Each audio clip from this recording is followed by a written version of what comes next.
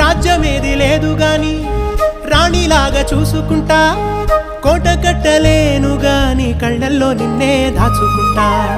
రాత ఎట్లా రాసి ఉన్నా ఆ మార్చి నీతో రాసుకుంటా.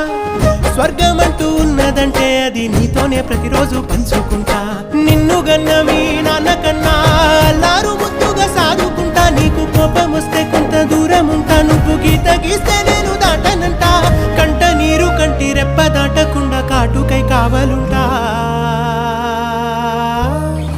రాంబాయి నీ మీద నాకు మనసాయనే, ఏనాడు నిన్ను వీడిపోని నీడైతనే.